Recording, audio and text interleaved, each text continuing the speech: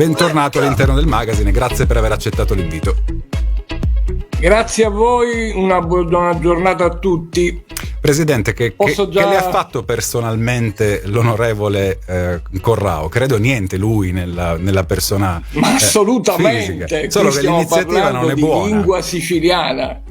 Stiamo parlando di lingua siciliana, anzi con Ignazio ci sono ottimi rapporti, quindi il piano personale non c'entra assolutamente nulla. Abbiamo visto l'intervista dell'eurodeputato Ignazio Corrao a Radio Fantastica, e forse ci si può sorprendere del fatto che noi abbiamo affermato per l'occasione che l'approccio alla promozione della lingua siciliana debba avvenire in maniera seria e rispettosa, anziché, come forse qualcuno si sarebbe aspettato, fare salti di gioia per l'iniziativa di portare gli artisti nelle scuole. Ma attenzione, noi non siamo sfavorevoli a quello che si sta facendo, ci dissociamo dall'approccio, cerchiamo di spiegarci meglio. Quindi noi abbiamo anche dichiarato pubblicamente di essere certamente favorevoli e di giudicare positiva l'iniziativa di portare gli artisti nelle scuole, ma il problema sta nel fatto che questa iniziativa non è frutto di un programma di pianificazione linguistica, cioè non è una tappa di un percorso già pianificato. Magari nella mente di Ignazio Corrao certamente lui avrà tante idee e quindi ci sarà una pianificazione nella sua mente, però ecco, a livello istituzionale quello che conta sono i programmi del governo regionale. Non abbiamo colto tutto ciò, non è stato detto. Presidente, la interrompo soltanto un attimo per ribadire il fatto che l'onorevole mi ha detto io se fossi andato a Bruxelles e avessi detto da domani facciamo studiare a tutti il siciliano nelle scuole, mi avrebbero riso in faccia e questo non poteva essere, quindi il fatto di dover andare a tappe è purtroppo un obbligo che mi compete, perché tutto in una volta non si può avere. Certamente, infatti io ho sottolineato che probabilmente nella mente di Ignazio c'è un progetto di andare per gradi che noi condividiamo assolutamente. La pianificazione linguistica è proprio questo, è avere un progetto chiaro di cosa occorre fare. Esistono in tutto il mondo politiche di pianificazione e normalizzazione linguistica che hanno prodotto eccellenti risultati con le lingue regionali parlate in altre parti d'Europa. Per esempio, basti pensare a quanto è successo con il gallese o con la lingua catalana. Ecco, qui da noi questo tipo di politiche vengono sistematicamente ignorate. La regione siciliana, a nostro parere, dovrebbe rivolgersi a esperti nel settore della pianificazione linguistica. Non bastano i filologi per invertire la rotta che oggi è assolutamente in direzione dell'estinzione della lingua siciliana. Molti non sanno che l'UNESCO ogni tanto produce l'Atlas delle lingue appunto in via d'estinzione. Prima il siciliano era considerato una lingua non a rischio di estinzione assieme all'inglese, all'italiano, allo spagnolo, tutte le più importanti lingue del mondo, però purtroppo nelle ultime edizioni, già da tempo, già da una quindicina d'anni, è entrato nella categoria di lingua vulnerabile. Ecco, non esiste lingua al mondo entrata in tale categoria che non ha che sia riuscita a invertire questo percorso verso l'estinzione con semplici interventi estemporanei come quelli che abbiamo ascoltato nei giorni scorsi e nella conferenza stampa. Senza un adeguato programma di pianificazione linguistica non cambia assolutamente nulla, quindi penso che ora si è capito la posizione dell'Auclis. Noi non siamo contrari agli artisti nelle scuole, ci mancherebbe, noi siamo contrari a che questi provvedimenti vengano presi così, senza un progetto serio di pianificazione linguistica, rivolgendosi a esperti in tale materia. Presidente, io ho fatto il mio, l'ho invitato alla vostra chiacchierata del 21 di febbraio. Non credo però che verrà da quelle che sono state le sue risposte. È stato democratico, però mi ha detto io li ho invitati tante volte, loro a volte sono venuti, a volte non sono venuti. Erano a conoscenza di tutto, perché non si sono lamentati prima?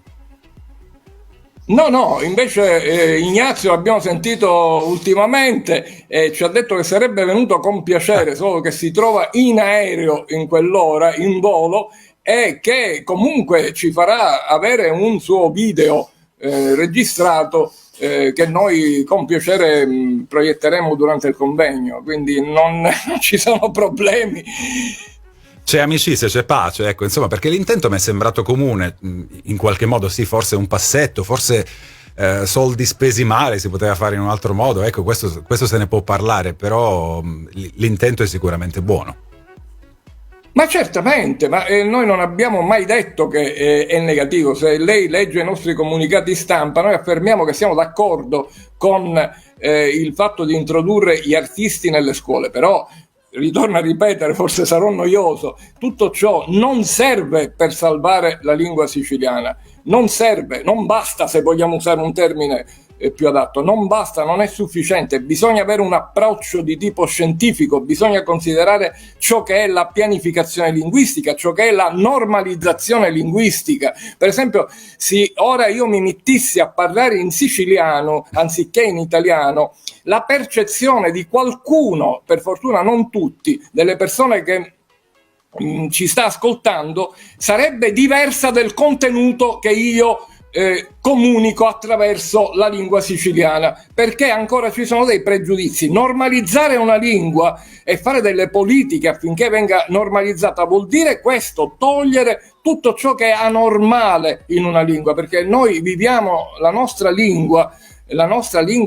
materna, la viviamo in una maniera anche psicologicamente, oserei dire, molto strana, perché noi la parliamo in famiglia, con gli amici, ma ne affrontiamo a parlarla fuori con le persone, in pubblico, in situazioni formali. Ecco, questa è veramente una anormalità. Allora ci sono delle politiche che si fanno affinché questi pregiudizi vengano meno. Per esempio, faccio un esempio velocissimo: usare la lingua nei mezzi di comunicazione o insegnarla nelle scuole aiuta moltissimo affinché questi pregiudizi vengano meno. Se le istituzioni ufficiali politiche usano anche la lingua siciliana, perché qui ovviamente a noi a pensare di togliere di mezzo la lingua italiana preziosissima, qui si tratta di avviarci verso un bilinguismo vero, non un bilinguismo schizofrenico in cui il siciliano si deve usare solo a mucciuni, in famiglia, con gli amici, ma non in pubblico. Spero di essere stato chiaro. Quindi portare gli artisti nelle scuole è una cosa bellissima, ma non è assolutamente sufficiente. La faccio chiudere, Presidente. Avete presentato il vostro protocollo per il futuro, il vostro progetto, un progetto appunto, come diceva lei, a lunga scadenza, magari all'assessore Turano? Che mi sembra essere disposto. Sì, il 21 è il primo passo, il 21 è l'incontro con i deputati dell'ARS. Poi abbiamo previsto altre iniziative che coinvolgeranno anche il governo regionale, ma innanzitutto io credo che bisogna fare chiarezza sia con la popolazione che giustamente non è a conoscenza di queste tematiche. La parola pianificazione linguistica, se noi provassimo a chiedere che cosa vuol dire, ma credo che in pochissimi riuscirebbero a dare una risposta. Quindi dobbiamo piano piano cercare di far comprendere queste cose, queste dinamiche che sono normali in altre parti d'Europa e che qui purtroppo da noi sono ancora sconosciute.